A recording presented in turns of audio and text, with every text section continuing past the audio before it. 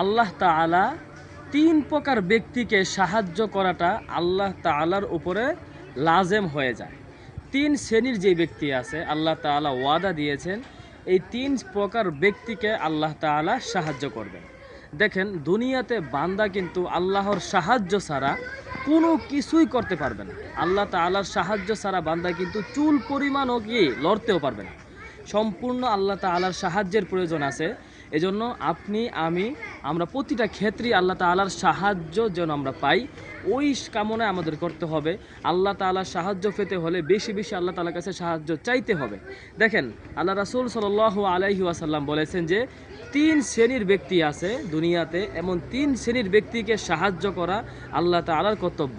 আল্লাহ তাআলা কিন্তু এই তিন শ্রেণীর ব্যক্তিকে সাহায্য করবেনই করবেন।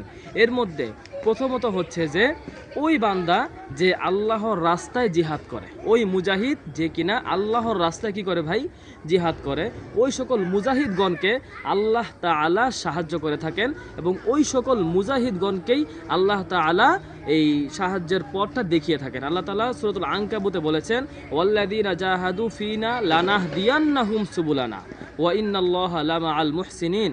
আল্লাহ তাআলা ওই সকল বান্দা আল্লাযীনা জাহাদু ফিনা, যারা আমার পথে আসতে বা আমার পথে সংগ্রাম করে, কষ্ট মুজাহাদা করে, আমি তাদেরকে অবশ্যই পথ প্রদর্শন করে থাকি।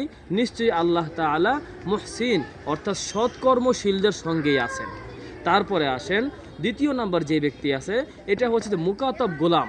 ওই মুকাতাব গোলাম বলা হয়, আগের দিনে কিন্তু গোলামবাদীর একটি প্রচলন ছিল।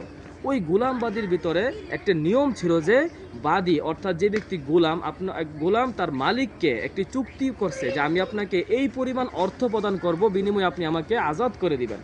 তো ওই ব্যক্তিকে বা ওই গোলামকে আল্লাহ তাআলা কি করেন সাহায্য করে থাকেন, যেই গোলাম অর্থ তার মালিককে দেওয়ার চেষ্টা করে থাকেন, এই গোলামকে আল্লাহ তাআলা সাহায্য করে থাকেন।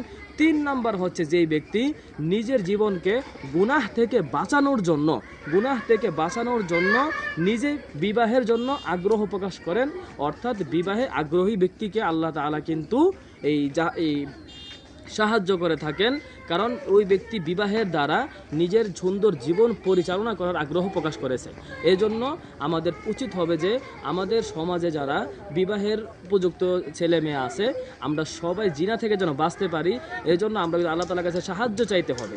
আপনি যদি জিনা থেকে বাঁচার জন্য বা গুনাহ থেকে বাঁচার জন্য আপনি বিবাহের জন্য আপনি চেষ্টা করেন, আল্লাহ তাআলা কিন্তু আপনাকে অবশ্যই সাহায্য করবেন। তো ভাই এই তিন শ্রেণীর ব্যক্তিকে কিন্তু আল্লাহ তাআলা সর্বদাই সাহায্য করে থাকেন। তো আমরা কিন্তু জানতে পারলাম, এই ভিডিওটা শেয়ার করে সবার কাছে ইনশাআল্লাহ পৌঁছে দিবেন।